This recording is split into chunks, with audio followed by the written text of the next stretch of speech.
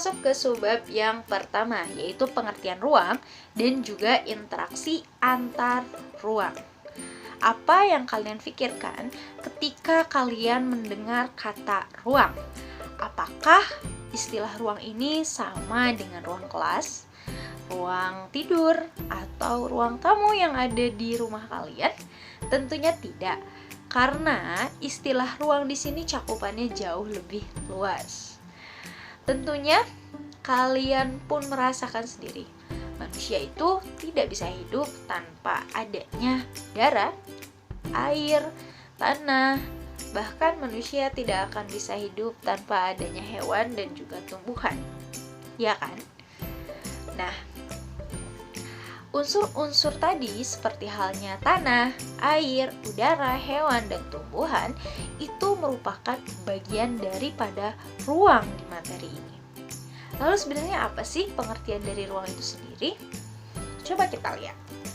Nah, ruang itu adalah tempat di permukaan bumi, baik sebagian atau secara keseluruhan, yang mampu menunjang kehidupan makhluk hidup di muka bumi, gitu kan, untuk tempat tinggal.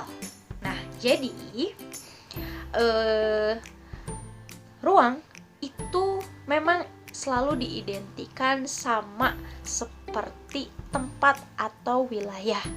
Padahal ruang itu tidak hanya sebatas menunjukkan tempat. Lebih dari itu, apa yang ada di dalam suatu tempat atau unsur-unsur apa saja yang ada di suatu tempat itu merupakan bagian dari ruang sebetulnya. Misalnya nih, kalian tinggal di suatu wilayah, di Cianjur misalkan. Nah, tanah Cianjur, udara Cianjur, air Cianjur, hewan dan tumbuhan yang ada di tempat tinggal kalian di sekitar wilayah Cianjur itu merupakan bagian daripada ruang. Sehingga di sini batas ruang itu dapat diartikan sebagai tempat dan unsur-unsur lainnya yang mempengaruhi kehidupan di muka bumi. Jadi tidak hanya tempat ya yang disebut sebagai suatu ruang, tapi unsur-unsur lainnya pun yang mendukung, yang menunjang, yang bermanfaat bagi kehidupan manusia itu merupakan ruang juga. Nah, seperti itu. Bisa dipahami? Oke, setelah kalian mempelajari pengertian dari ruang, sebelumnya aku mau tanya dulu nih, kira-kira kalian tadi pagi sebelum ikut PJJ, pembelajaran jarak jauh ini, sarapan dulu gak sih? Kalau yang sarapan, coba deh inget-inget tadi kalian menu makanannya apa aja sih? Pernah gak sih kalian berpikir dari mana asal makanan yang sudah kalian konsumsi tersebut? Nah, kebetulan tadi pagi ibu udah makan makanan yang kurang sehat sih, jangan dicontoh. Ibu udah makan mie tadi pagi. Nah, ini mie-nya. Ini bukan promosi, tapi coba kita lihat mie ini hasil produksi dari mana sih? Nah, oke. Ini dari PT X dan produksinya berada di Karawang. Wow, jauh sekali ya Karawang. Tapi kok bisa sampai di rumah ibu? Nah, ibu kebetulan beli dari warung, tapi kok bisa warung itu dapat mie yang diproduksi dari Karawang? Oke. Pernah gak sih kalian berpikir juga beras yang kalian makan itu dihasilkan oleh petani dari mana? Sayurannya pun sayuran yang berasal dihasilkan dari petani mana sih? Nah, coba sekarang untuk lebih jelasnya kita lihat gambar berikut ini. Sip. Gambar apa itu? Gambar truk ya ini. Truk yang mengangkut sayuran sih kayaknya, sayuran. Nah, jadi masuk akal ya.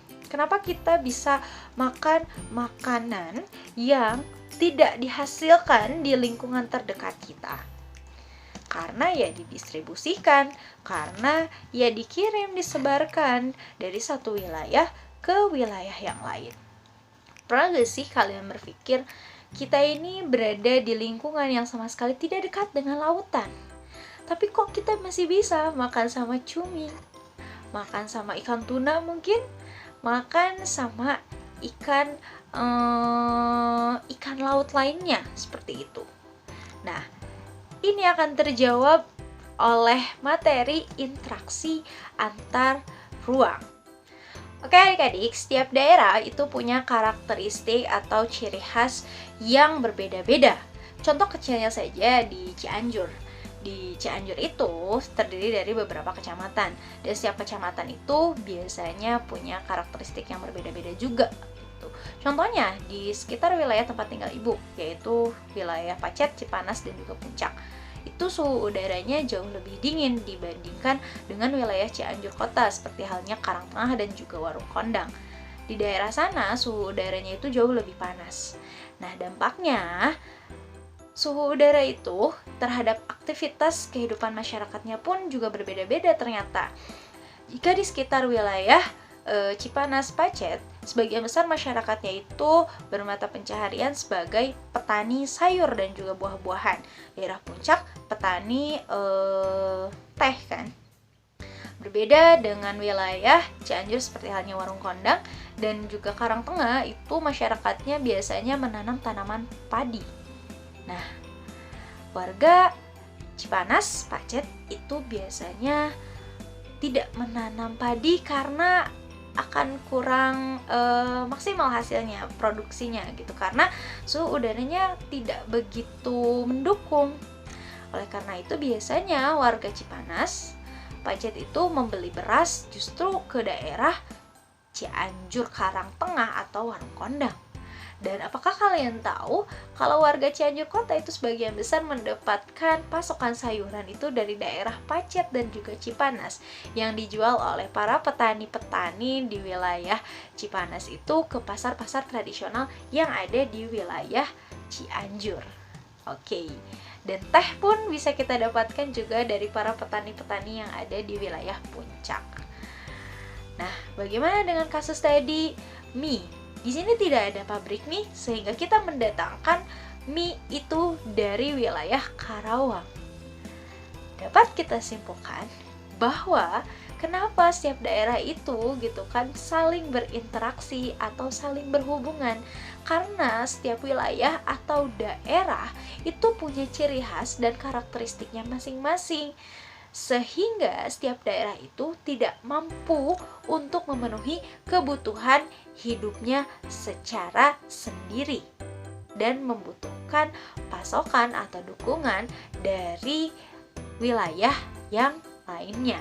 Oke, sebetulnya interaksi antar ruang itu tidak hanya terbatas kepada pergerakan barang, jasa, ataupun energi seperti halnya yang sudah kita bahas sebelumnya. Interaksi antar ruang juga bisa terjadi dalam bentuk pergerakan informasi maupun juga manusia ataupun orang.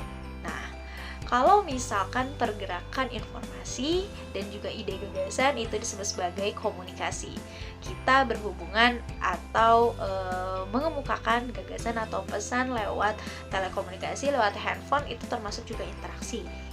Nah, kalau misalkan pergerakannya itu adalah manusia, misalkan kita pergi berlibur ke luar negeri atau kita pergi berlibur ke Jakarta, orang Jakarta pergi ke Cianjur, itu juga sebagai interaksi antar wilayah, tapi dalam bentuk manusia yang disebut sebagai mobilitas sosial. Nah, kalau misalkan pergerakan barang, jasa, energi itu disebut sebagai transportasi. Coba kita lihat apa sih sebenarnya pengertian interaksi sendiri secara teoritisnya menurut Bintarto. Nah, interaksi itu adalah proses yang sifatnya timbal balik dan mempunyai pengaruh terhadap tingkah laku baik melalui kontak langsung dan tidak langsung.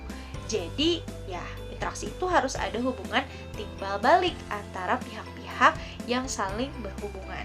Kalau ruang berarti harus ada hubungan timbal balik antara satu wilayah dengan wilayah yang lain, baik secara langsung maupun tidak langsung. Langsung berarti hubungannya langsung datang ke tempat tujuan. Kalau misalkan tidak langsung berarti hubungannya melalui media perantara seperti halnya televisi, telepon, dan sebagainya. Contohnya gini, kalau langsung kita beli barang di wilayah Jakarta, misalkan berarti kita langsung datang ke Jakarta. Kalau misalkan orang Jakarta beli sayuran di kita secara langsung, berarti itu hubungannya adalah secara langsung. Kalau misalkan secara tidak langsung, kita bisa melihat informasi-informasi tayangan berita yang padahal kejadiannya itu berhubungan atau terjadi di wilayah luar Pulau Jawa, di Kalimantan. Itu termasuk interaksi antar ruang juga yang dipermudah melalui media perantara seperti halnya televisi, handphone, internet, dan lain-lain. Dan itu termasuk interaksi antar ruang juga.